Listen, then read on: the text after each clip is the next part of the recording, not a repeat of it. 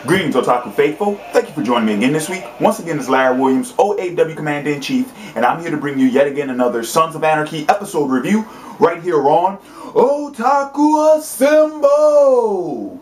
Weekly, as always, I'm here to bring you the latest in this week's Sons of Anarchy episode review. And we've made it to the Season 4 finale, and I must say, I'm uber fucking excited, okay? So, first thing I want to do, I'm going to go ahead and let you all know that I'm going to do this video in 3 parts.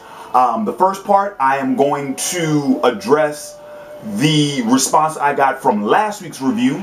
Second part is going to be my review, and then the third and final part is going to be my final thoughts for Season 4 and my expectations for Season 5. So, first and foremost, let's get to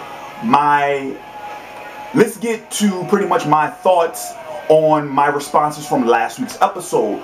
First and foremost, I want to thank you all who took last week's rant seriously.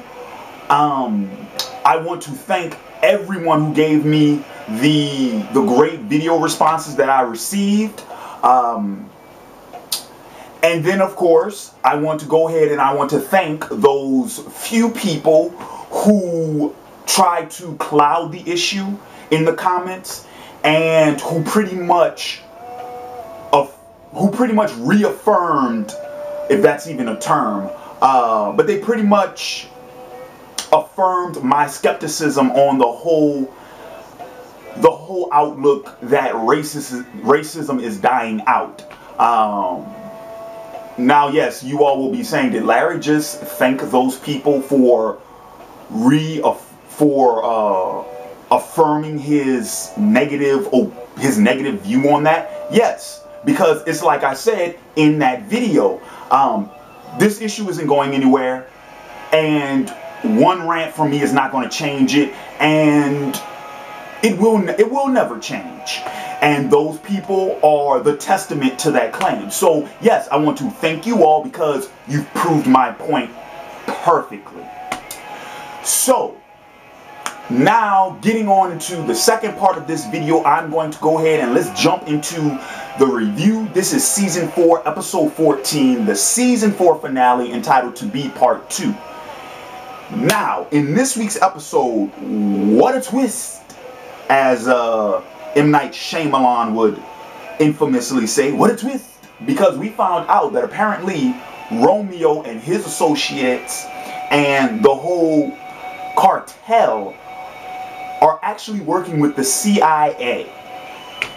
Now, at first, when that first happened, I thought they were kind of pulling that out of their ass until we got the scene when Romeo, his associate, and Jax were talking. And he told Jax why they needed the cartel Irish deal to go down, why they needed Clay to, why they still needed Clay to take care of that, and what would happen if Jax tried to pull the MC out of the deal. Once that scene happened, I was convinced. At that point, I was like, okay, now I kind of buy it, you know. But I gotta tell you, I didn't expect that, but I could see that happening. The idea that the CIA is using a cartel to take down all of the other cartels. And you know, it goes back to that whole thing about how our justice system and, you know, police enforcement and stuff like that, how they will use criminals and they will allow quote-unquote necessary evils to occur so that they can nab the bigger fish. It is just reinforcing that theme. So, yeah. Was I shocked? Of course, I think we all were shocked. Did I think they were bullshitting me at first? Yeah, but now I'm kind of buying it, especially considering what happened with Potter, with Lincoln Potter and his whole RICO case. I mean, it's just like he said, it goes up and it comes down just as fast. So it's like, yeah. Which is going to bring me into my second point I want to talk about in this episode was Lincoln Potter.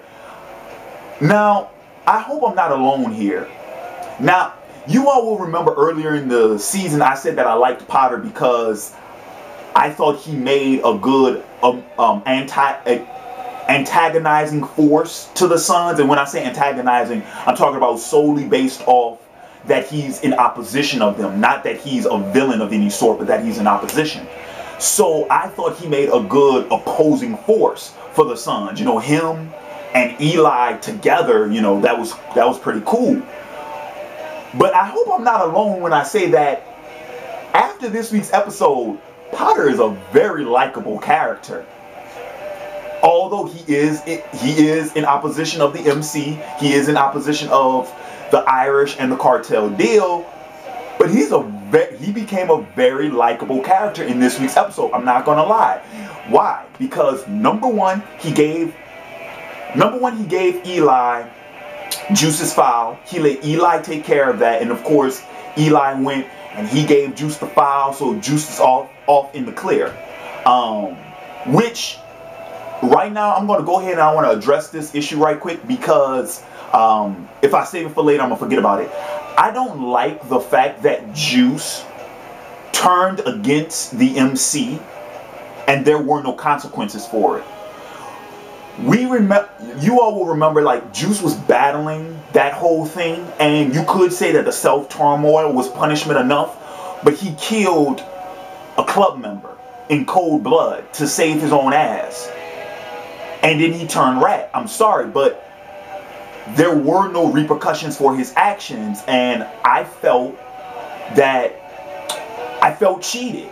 You know, this episode did a very good job in giving us a payback for all of the shit that happened earlier in the season. You know, we were emotionally reimbursed for all the stress that this fucking show has caused us as fans and as viewers over the season. But that I felt cheated with because there should have been some type of ramification for Juice's actions, but there weren't. So I hope that issue gets addressed later on. Fine.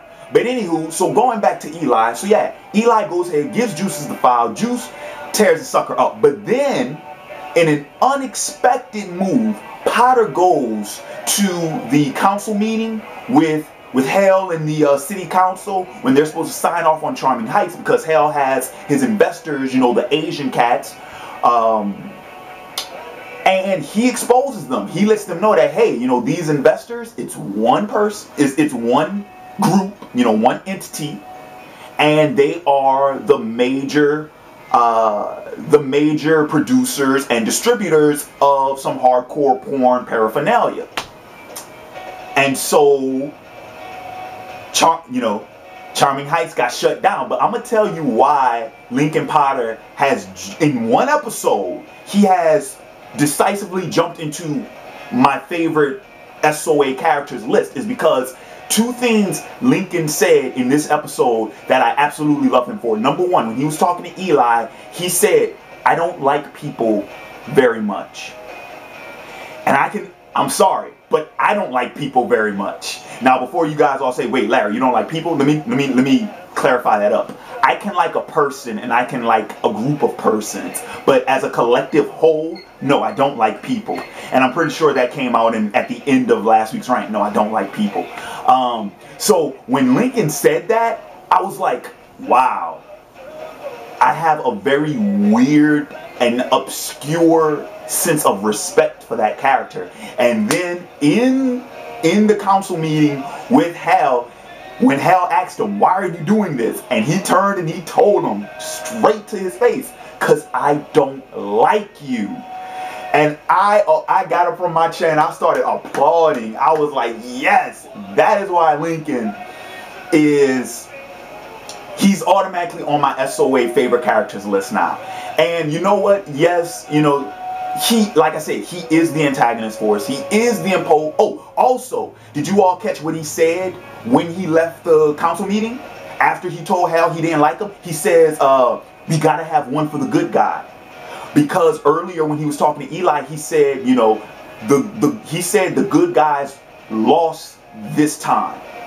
However, the MC, they're on the losing side too. They just don't see it yet, right? And then at the council meeting, when he left, going out the door, he said we had to get one win for the good guys. So for that reason, Lincoln's my man. And also, like I said, you know, he is supposed to be the opposing force to the MC. But I'll tell you what, if somewhere further down the line, the MC does wind up getting, you know, hit with federal charges and all that jazz, and if they got to go back in the pen, I would not feel as bad if Potter's the one responsible for that. You follow? Because he is the good guy. And yeah, his methods are very medieval and they're very cold-blooded. But think about it like this. Consider this. He is not as ruthless as Agent Stahl was. We saw her kill people, frame people, and kill her own partners to get ahead. Lincoln is not, he is manipulative. Don't get me wrong, he's very manipulative. But he hasn't killed anyone.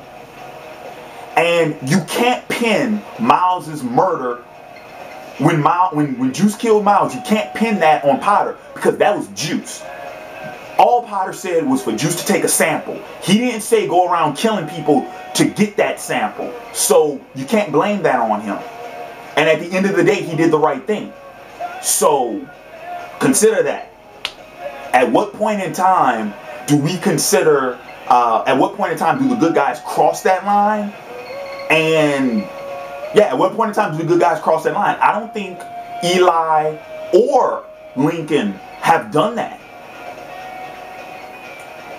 Also, I just want to throw out there, because I mentioned this about the names before when I thought when they called him Teddy, I thought Theodore was his real name, when no, that's just a nickname that Eli has because his name is Eli Roosevelt. But have you all, I hope you all been paying attention to that. We have the sheriff name is Eli Roosevelt, and the assistant attorney's name is Lincoln Potter. Roosevelt, Lincoln, two of the most influential presidents in our nation's history. I just thought that was intentional. I know that for a fact. They named those characters like that intentionally. But anywho, so moving on with the rest of my review. Now, I think this is as good of a time as any to get into what happened with the club, okay? Because, as I mentioned earlier, Jax faced some major setbacks in this week's episode because when he found out that the Irish wouldn't deal with him, like when he found out that he couldn't set up that Irish cartel deal, that they only wanted to deal with Clay, you know, that kind of took him out of the game a bit. But because of what happened in last week's episode and because this newfound sense of resolve, Jax confronted Clay about what he knew and told Clay he literally forced Clay to step down. I'm talking about he even took the patch straight off of Clay's cut. Took the president patch, told him effective immediately, boom, you're stepping down, and you're going to tell the Irish that they're going to deal with me from now on. So I'll tell you this. You can argue that Jax did that because he had no choice. You know, he had to keep Clay alive, right? But I'll tell you this. I have much more respect for Jax leaving Clay alive, and I'll tell you why.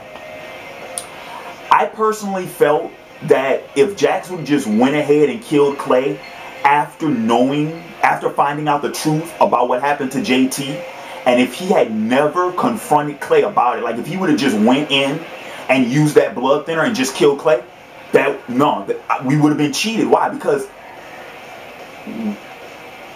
this series has built up for 4 fucking seasons the inevitable showdown between Jax and Clay. For them to finally have it, for that conflict to finally be resolved without any dialogue between those two characters, we would have been cheated. That's bullshit. That is horseshit. Okay? It's just like, for all my Harry Potter fans, it's just like in the 7th book, if Harry and Voldemort had never had a conversation with each other and they just killed each other and that would have been it, you would have felt cheated. Because they've been setting up this rivalry between these two characters for 7 books. And the same occurs for this series for 4 seasons. And for them to just be like, oh, I know the truth, I'm going to go kill him in his sleep. No. No. Now, granted, this conversation was a lot more one-sided, but consider this. You know, we saw that... Sorry about that. But I tell you what, I was extremely happy when Clay took off, when he took off the mask right before Jax went and talked to, right before Jax did what he did, because I was like, yes, we're going to have an exchange of dialogue. Clay is up, he's awake, and he's well aware of what is about to happen. You see what I'm saying? Because I didn't want any shit like Clay was under drugs, or, you know, where he'd wake up and he'd be fuzzy about the whole thing. It's like, no, Clay needed to know that Jax knew the truth, and that Jax was now a force to be reckoned with. Because let's face it, that's the thing that Clay's been fearing all season long. That's why he tried to get those letters, because he knew if Jax found out about it, there was going to be hell to pay. And now, I'm sorry, but I think this works really well, because now a sense of fear has been instilled in Clay now, because now he knows that Jax knows, and there's nothing I can do to prevent that. He knows, and he's sparing me, which means that at any point in time he can come back after me, or he can get someone to come after me. You see what I'm saying? And I think that's going to be the I think that's going to be what is going to keep Clay out of the picture for a while. Because I'll be honest with you, Clay stepped down. We can assume that he's no longer with Gemma, so I don't expect to be seeing a lot of Clay for the rest of the series. But I'm glad that they kept Clay alive. Why? Because it allows for him to make reappearances. So that is also very good. And I think one of my viewers had commented before that Ron Perlman had only signed on for 4 seasons, so that's why we all thought that he would get killed in this season. But that makes a lot of sense, what happened in the finale, because if he only signed on for 4 seasons, then that means any other episode he would reappear is an on-case basis, where he would just sign on for that episode or for a few more episodes, but he's not a main cast member anymore. So that works out. I like that idea, because to be honest with you, I want Clay to stick around a little bit longer. Like, I really want some solid resolution in that whole conflict with him and Jax, because that wasn't it. That was enough resolution to get Clay out of the picture, but we need Clay to come back, because we need solid resolution. That wasn't solid. That was about, I'd say, about 30 to 40% resolution, but that wasn't absolute resolution. So we need Clay to come back, and I hope he does come back. Also, man, I gotta tell you, a brother almost broke down in tears when the scene when Jax had to break the news to Tara that he couldn't leave, because I felt that, and it could just be a matter of circumstances, because not to dwell too much into the personal business, but I got a situation like that currently going on. So when that scene happened, I could completely relate to what Jax was doing. And you know what? Once again, I have to applaud Jax for what he did, because after Jax decided, like the scene when Jax was in the graveyard and he put the sun's rings back on his finger, that solidifies that he's staying and that he's taking hold of the gavel, that he's taking the lead. He's taking his place at the head of the table. But I was hoping, I was like, okay, if Jax is staying, Tara's going to leave him. What if Jax does a self-sacrificing act where he understands that he has to stay, and he tells Tara to abandon him, take their boys, and leave him? And Jax said that, and I was like, yes. Because this whole season, Jax's whole motivation for getting out, it was all about him and Tara and the boys and getting out. And, like he said, he can live with stepping away from the club, but he can't live with the club dying. So the idea that Jax is sacrificing his own happiness for something much bigger than himself, I'm sorry, but there's some growing up in that. Jax says he's matured a bit, and you got to respect that about his character. You do. We are now starting to see more of Jackson Teller the man and less of Jackson Teller the boy. So mad props to Jax. Also, when Jax went and talked to Opie, telling him he wanted him at his left, he wanted him as the VP, I thought that was, a really powerful scene. And then, of course, we get to the final scene of the episode, which had the biggest letdown and the biggest payoff in my eyes. And I'm gonna tell you why. Because number one, I'm sorry, who else broke out full grin, man, when Jax sat at that fucking head of that table, man? I couldn't stop smiling when I saw that shit, boy. When Jax sat down and grabbed that gavel, I was like, yes! Yeah, man. I couldn't stop smiling, man. Cause we've been waiting 4 seasons for this shit, alright? But and then of course, when the rest of the club showed up, he promoted Chibs to Sergeant at Arms, which was cool. I was feeling that. But that's also going to bring me to my biggest letdown, and that was the fact that Opie never showed up. And I was hoping, when right before they started the meeting, when that door opened up, I was hoping that was Opie, and it wasn't. Which leads me to my biggest fucking payoff was Tara showed up and told Jax she wasn't leaving, and I broke out like, yes, fucking right, yes, Tara's staying, man, because that's my girl, man. That's my girl. That's my baby Tara. I love her. You can't lose Tara, man. I was like, yes. And then, of course, Gemma brought her bony ass in there. Yeah. Oh, I'm hoping for Gemma to get killed off in the next few seasons. I know Kurt Sutter said he wanted the series to run for 7 seasons, I believe. So that means we'd have 3 more. I hope Gemma gets snuffed out in the next 2 seasons. I don't want her to make it all the way to the end. I'm sorry, Gemma's too goddamn needy for my taste. She's too needy. She's too clingy, man. She's too fucking clingy.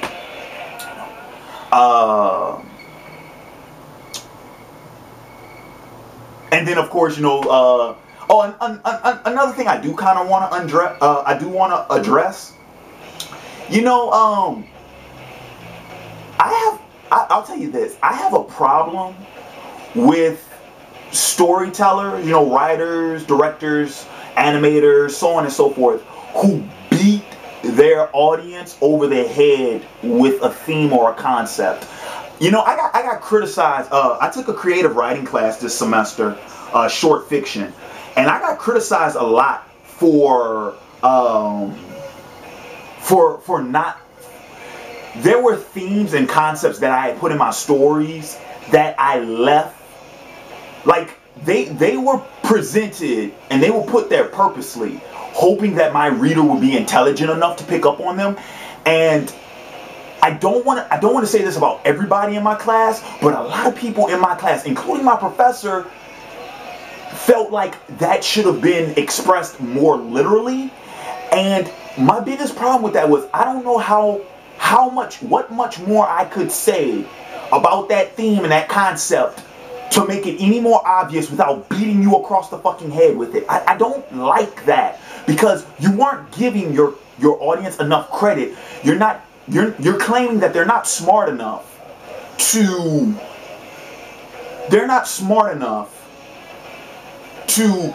appropriately comprehend the theme you're trying to get across. And I hate to say this, but let's face it, most of the general public are not smart enough. But the reason why I'm bringing this up is because that last scene with Tara standing behind Jax, seated, when she placed her arm on his shoulder, that scene mirrors the photo that we saw in last week's episode with JT and Gemma. And I'm mad. Not hugely mad, but I'm a little disappointed that Kurt Sutter decided to flash that scene and then the picture at the end of the episode. And I'm gonna tell you why. Because when I saw the scene, I immediately knew. I was like, oh shit, it's just like in the photograph. But then they showed the photograph, and I'm like, come on, you have to give your audience enough credit that they would figure that out on their own. This is all part of visual storytelling. And I'm sorry, but I felt like Kurt Sutter and the production team beat us across the head with that when they flashed the photo back. I'm like, nah, man, we got that. We got that. But then again, I doubt how many people actually did get it. So I want to blame them, but at the same time, I can't blame them. Because I'm pretty sure a lot of people wouldn't have fucking caught that first time it happened. I knew it was going to happen when Tara showed up in the room. When Tara showed up in the room, I knew it was going to happen. Why? Fuck, they flashed the scene in the preview for this episode. Anywho, but now, because I know I'm like at what? This sucker's going off 3 times, so that would be 15, 20, 25. I just passed the 25-minute mark. So I'm going to wrap up this video with my final thoughts on Season 4 and my expectations for Season 5, what I want to see in Season 5. Alright, final thoughts for Season 4. Season 4, despite the problems I've had with Season 4 was solid. I would argue that Season 4 is on par with Season 2. Now, I can't say that about Season 3. I'm sorry. In my personal opinion, Season 3, not only is it my favorite, but Season 3, in my opinion, was the best season. I felt like Season 3, the story, I felt like the way the story worked, the plots, the angles, the twists, the whole search for Abel, the fact that that's the only season that we have seen the club go to like Nevada in the first season. We saw them go to Oakland, I think in the first or the second season. We saw them go to I believe Arizona in this season. We have seen the club travel, but they went to Belfast in Season 3. They left the country and they were out there for like 2-3 episodes. And then that whole, we really got a look into the club's background, backstory. And then, of course, the Season 3 finale had the biggest payoff of any season finale. So I'm sorry. Season 3 is always going to be the best season, in my opinion. Season 4, I would put along the lines of Season 2. So where I, like, on a list, I would say Season 3 is the best. I would probably put Season 2 and Season 4 on the same even ground, and then Season 1 at the bottom. But this was a good season. Also, man, Season 3 had the Stephen King cameo, man. That was fucking cool. That was cool. That's I think that's probably like one of my favorite episodes out of Season 3. Out of the whole series, when Stephen King had to dispose of the maid's body. That was so fucking cool. But anywho, so like I said, this season the action was there, the writing was there, the social political conflicts were there. I think Kurt Sutter said that Season 4 was supposed to bring the Sons and Charming up to date. He said the 21st century was supposed to. It was supposed to hit Charming, and it was supposed to hit the Sons hard. And I think they did that. I think at first I thought they were going to do that with, the new sheriff's department and the new mayor, but they didn't. They did it with the new assistant attorney, and they did it with the cartel. That's how they did it. So looking at the season in that light, I think they did successfully accomplish their goal. And like I said, all in all, good season. Now, what do I want to see in Season 5? First thing I want to see in Season 5, because even though I've kind of grown accustomed to it, I want the long hair for Jax back. I'm just saying, I'm pretty sure a lot of my female audience members will agree with me on that. We want the long hair with Jax back. Alright? He had the short due. We've been seeing him grow it out. I want the fucking hair back. I want the long hair back. I'm just saying. I want the long hair back.